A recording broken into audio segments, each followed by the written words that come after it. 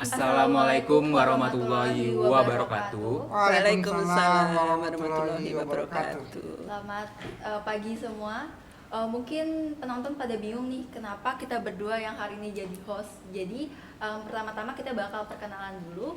Perkenalkan, kami dari Perwakilan Klub Remaja Sadar Hukum SMA Negeri 1 Samarinda. Saya Muhammad Irfan Fatoni. dan saya Salsabila Alia Rahma Putri. Jadi di sini kami akan membahas lebih mendalam mengenai adanya cyber sexual harassment dan cyberbullying bersama narasumber-narasumber yang hebat. Yaitu yang pertama ada Ibu Kuscahyani Utami. Selamat pagi Ibu. Selamat pagi sayang. Apa kabarnya Bu? Alhamdulillah baik. Alhamdulillah baik. Yang kedua ada Bapak Sulaiman sebagai Guru PPKN SMA Negeri 1 Samarinda. Selamat pagi Bapak. Selamat pagi. Oke, Bapak. Sehat Pak? Alhamdulillah sehat. This day is very happy. Oke. Iya. Jadi kita hari ini lebih mau membahas tentang media sosial, di mana saat ini para remaja emang udah rata-rata menggunakan media sosial ya Bu, dari Iya. contohnya Instagram, TikTok, Twitter dan hal sebagainya. Betul, Nah, betul. melihat tren ini, kita juga mau ngebahas tentang adanya kenakalan-kenakalan remaja yang saat ini terjadi juga di sekolah maupun di media sosial. Nah, menurut Bapak sama Ibu, apa aja sih itu? Yang dimaksud kenakalan remajanya di bidang itu sendiri. Ya, Iya, Bu, betul. Kita Bu. bahas kenakalan remaja sendiri. Kenakalan remaja itu kan suatu hal yang dilanggar oleh anak-anak. Dia melanggar aturan hukum, norma sosial, norma keluarga, norma masyarakat, aturan-aturan itu dia berusaha untuk mencoba dan melanggarnya. Dan sebagian itu kalau remaja kan kisaran dari masa anak-anak beralih ke masa dewasa. Berarti itulah di masa remaja biasanya umur 13 sampai 18 tahun biasanya anak SMP. Kelas-kelas 3 sampai SMA lulus biasanya ya di masa-masa itu. Jadi dengan adanya melanggar itu banyak hal yang dia lihat, dia tonton, dia itu yang mestinya dia tidak boleh dilakukan, dia lakukan seperti itu kan. Nah, ini hubungannya yang dilihat tentang di bidang Media media sosial. sosial. Media siber itu kan banyak sekali jenisnya ya. Benar banget. Ada yang bisa pelanggaran masalah membuli, bisa masalah misalkan hacker Iya, bisa benar, itu kan banyak sekali. Tapi ini arahnya ke remaja. Banyak pembulian itu kan masalah ke bullying yang masalah sikap ya, yang Iya. sikap Iya, Bu. mempermalukan ya, Mempermalukan. mempermalukan misalkan itu. Nah, kalau di sekolah sendiri, kalau di media sebenarnya banyak sekali yang dipermalukan itu misalnya kita sendiri karena kesalahan dari sikap kita. Misalnya kita terlalu mengumbar foto-foto kita, mungkin kita dengan pacar kadang-kadang dengan bujukan, yuk kita foto bersini sini seperti itu. Ternyata nggak taunya dia putus, misalkan foto itu baru disebar. Awas kalau kamu balikan dengan saya, mungkin foto ini akan saya sebar misalkan. Ini sebetulnya juga kesalahan dari terutama pada wanita itu sendiri sebetulnya gitu, karena pusat-pusat bullying itu biasanya kan kalau masalah seksual dan sebagainya kan pada pihak wanitanya gitu ya. Jarang misalnya ya, tapi cewek sekarang malah lebih nekat lagi misalkan. Cewek yang menggunakan idola dia akan membuat itu banyak sekali yang kasus kan. Iya. Yang hanya ditempelin sedang aku hamil, aku kamu yang menghamili misalkan seperti itu. Ya, jadi memang ya kuncinya itu tetap pada diri sendiri untuk berwaspada dengan media sosial. Oke. Untuk di lingkungan sekolah sendiri Bu, kenakalan remaja yang paling sering, jenisnya yang paling sering terjadi itu apa ya Bu? Kalau di sekolah sih karena SMA 1 ya kita ya arahnya ya ini arah ke SMA 1 atau sekolah pada umumnya dulu. Mungkin Iya. bisa dimulai dari SMA 1 dulu, Bu, Iya. baru ke sekolah umumnya. Karena kita mungkin alhamdulillah dengan aturan-aturan sekolah yang sudah ketat, mungkin dengan adanya kekompakan guru, bagaimana menindak anak yang melanggar dan sebagainya, itu biasanya sih sudah kecil sekali adanya bullying. Paling bullying itu ya hal-hal yang kecil, Misalkan dia dikatakan yang tidak pada sebenarnya gitu kan, nanti setelah itu dibuka di media sosial. Dan nanti kalau sudah masuk di dalam media sosial SMA 1, nanti akan disebar semua SMA 1 dengar. Itu kalau BK biasanya tahu aja gitu, pasti ada yang sudah lapor. Bu, ini ada berita seperti ini, seperti itu. Jadi insya Allah kalau di sekolah itu sudah cepat ditangani seperti itu. Sudah Tapi tindakan penjagaannya iya, cepat ya Bu. kita sudah insya Allah sudah antisipasi ya, ini nanti kalau kita biarkan akan seperti ini, apa yang terus diambil tindakan itu sudah langsung ada. Di Semansa juga guru BK-nya masih aktif-aktif banget buat ngedukasi teman-teman Ya yang insya lain. Allah, iya insya Hebat Allah, banget, iya. emang. Dan Sudah memang sudah tanggung jawabnya ya. Oke Bu. menurut Pak Sule nih sekarang Ya. gimana Pak? Kalau karena Bapak ini basicnya, kalau Bu Ning kan guru BK di Iya, Pak. SMA Negeri Samarinda. Kalau saya sebagai guru PPKN di Iya, SMA Pak. Negeri Samarinda, dan tentunya kita lebih cenderung bisa melihat dari secara norma etika dari pelanggaran-pelanggaran hukum. Tadi disampaikan Ibu Ning tadi tentang definisi remaja, ya. Iya, Pak, betul, Pak. Terus Bapak hanya melihat bahwa kenakalan ini karena pelanggaran norma. Ada norma tertentu yang dilanggar ataupun etika-etika yang tidak semestinya ini jangan dilakukan. Nah, ataupun sopan santun. Nah, tapi kalau norma ini kan dan secara global juga kan dari hukum maupun yang tidak tertulis. Ini saya lihatnya dari pelanggarannya saja. Berarti bullying itu memang termasuk kenakalan remaja ya Pak? Ya, karena yang dilakukan oleh remaja, bullying yang dilakukan oleh remaja. Sebetulnya orang tua pun juga ada ya. Ini karena bicara di fokus remaja. Iya, Bu. Remaja itu kan apa yang dilakukan itu sebetulnya apa ya namanya, remaja itu kan masa yang dia sebetulnya belum dewasa tapi sudah merasa dewasa. Nanti kalau sudah kena aturan hukum, dia belum waktunya umurnya misalnya. Kalau dia harus bertanggung jawab dengan apa yang dilakukan, dia belum mungkin materi belum siap, belum siap. Sebetulnya kan belum boleh dia melakukan itu gitu kan. Itu seperti bullying, pura-pura dia hamil misalnya. Iya, Bu. Seperti itu kan sebetulnya kan belum waktunya dia melakukan itu. Iya. Oke Bu, gini Bu, misalnya saya di lingkungan sekolah Bu, saya sebagai korban bullying gitu Bu, apa sih Bu yang harus saya lakukan? Ya sementara kita ya cepat-cepat diselesaikan, kita lapor dulu. Kalau lapor mungkin yang lebih dekat ya memang kita ke bimbingan konseling, karena tugas BK itu kan mendampingi kalian ke arah mana supaya kita cepat mendapatkan penyelesaian kan itu. Jadi kita selapor, kalau belum berani mungkin sementara ada teman sahabat dulu diajak atau gimana melaporkan. Karena kan pasti kita tahu di bullying itu kan bukan dari kita, pasti ada temennya yang ngabarin dulu, kamu dimasukkan di dalam sini misalkan. Iya, Bu, ya betul. itu lapor dulu. Ya nanti baru kita memilah jenis ini berat atau enggak sih gitu. Kalau sudah masalahnya berat nggak bisa kita selesaikan sendiri. Kalau perlu kita pasti adanya nanti studi kasus dengan wali, dengan BK dipanggil orang tua. Kalau ternyata itu ada hubungannya dengan hukum ya tetap harus dilaporkan ke hukum gitu. Jadi melihat berat ringannya dari masalah itu sendiri. Gitu. Saat ini juga memang sudah ada peraturan undang-undang yang mengatur tentang kasus untuk bullying di remajanya, sudah ada pasal-pasal yang ditetapkan. Jadi buat kalian yang melakukan kasus bullying itu sendiri, itu tuh udah ada aturan-aturan yang ditentukan oleh instansi-instansi seperti kepolisian.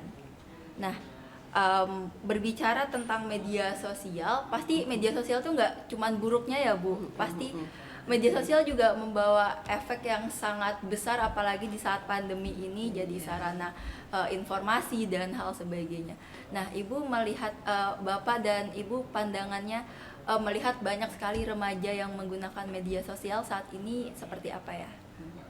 Sebetulnya media sosial itu ya tadi sudah dikatakan berarti dampaknya itu sebetulnya lebih banyak baiknya sebetulnya.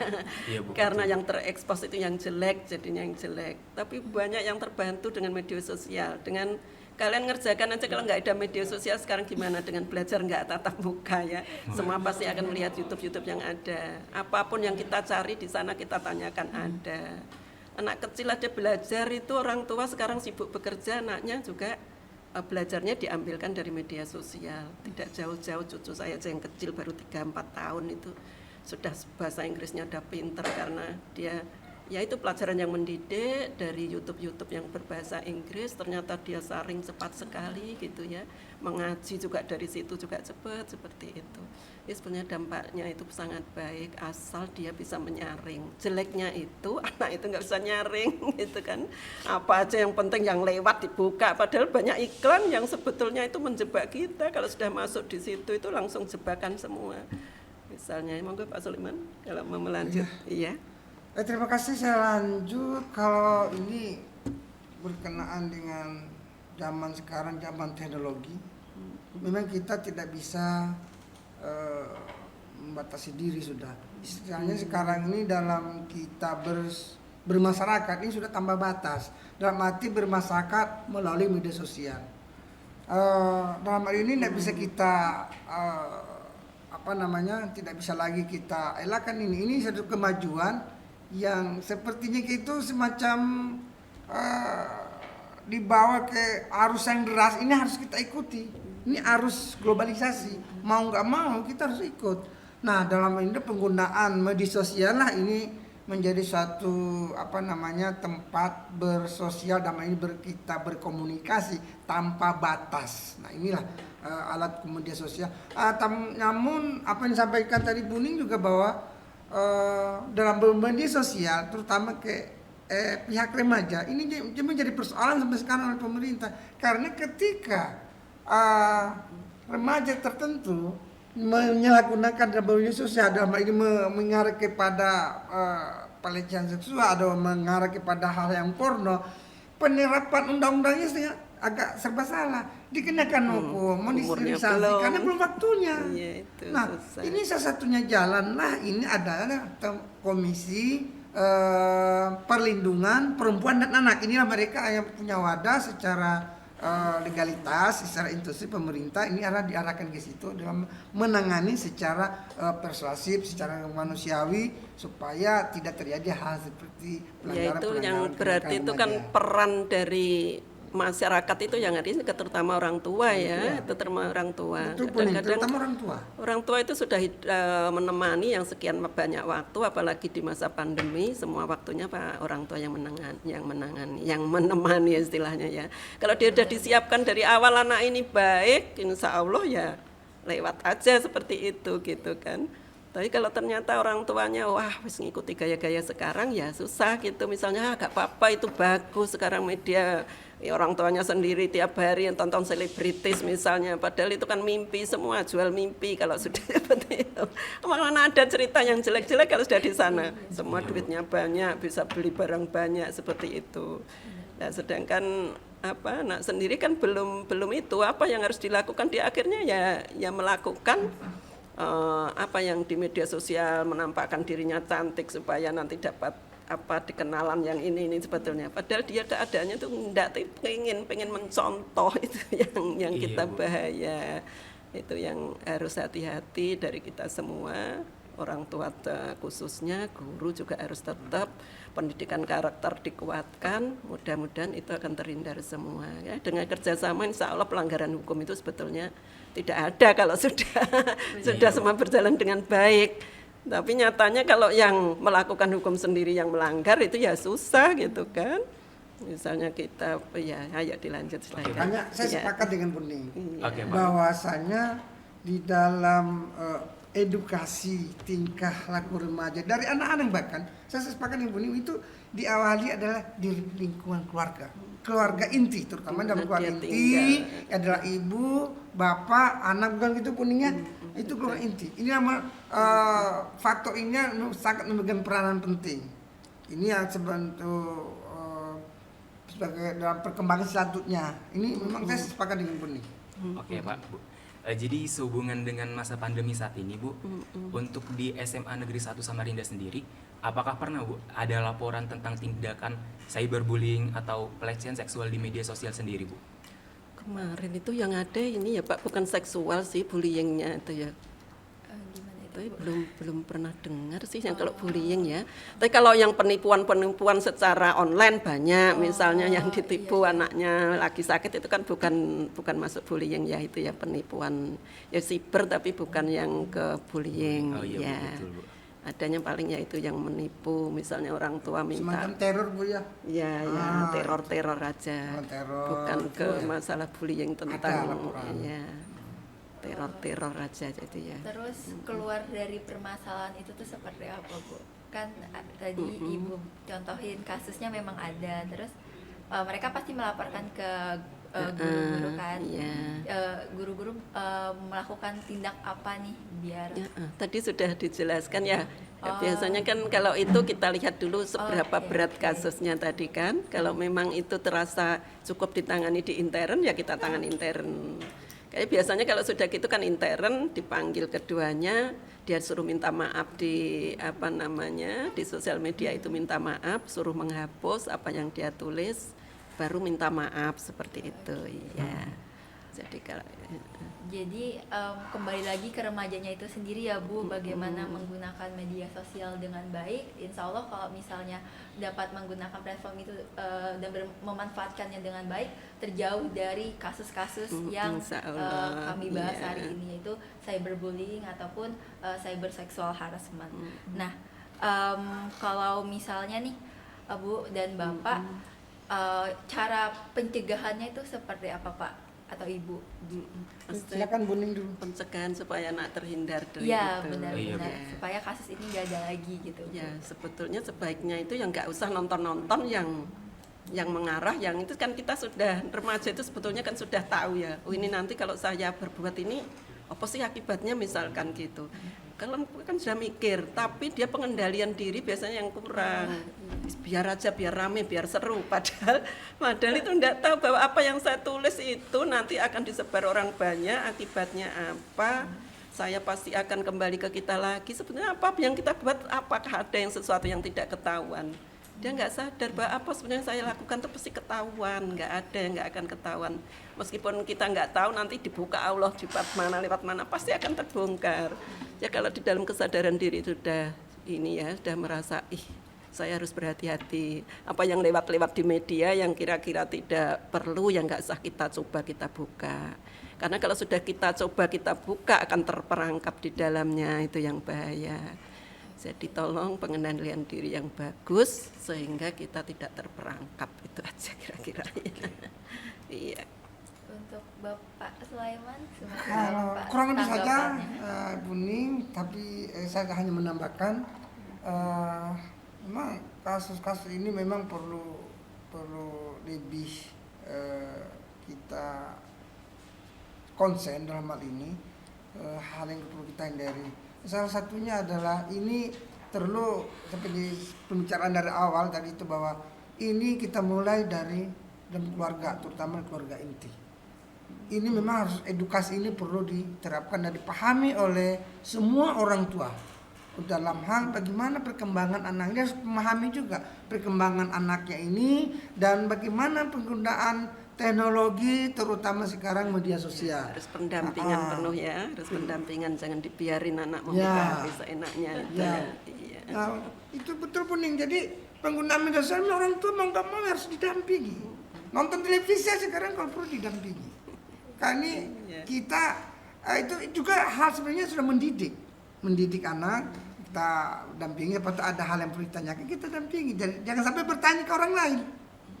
Karena hal-hal yang dalam media sosial, kalau tidak hal yang tidak mungkin, tidak mau bertanya ke orang tuanya, akhirnya cari teman yang lain bertanya. Akhirnya inilah membuka membuka celah-celah yang berbuat hal yang tidak semestinya, yang tidak sesuai etika. Inilah. Orang tua juga harus tadi jeli, misalkan kan temannya anak ini ya, kira-kira siapa ya?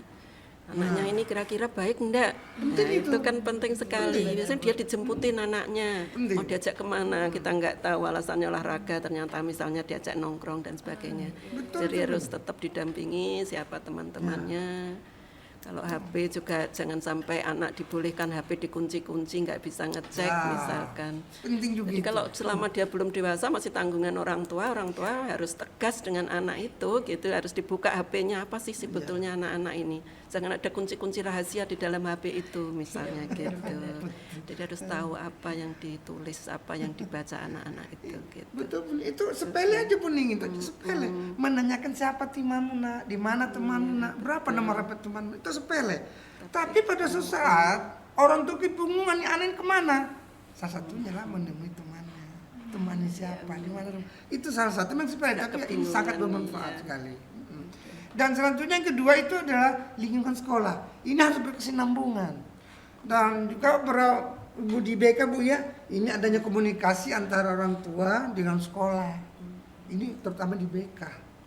Ini harus ada kesinambungan komunikasi antara pihak sekolah dengan orang tua. Dan ini BK. Bukan begitu Puningnya? Ini ada ini Kalau supaya adanya berkesinambungan. ketakutan orang tua sekarang udah baik sih, sudah banyak chatting dengan ibu itu biasa, nelpon malam kita ini.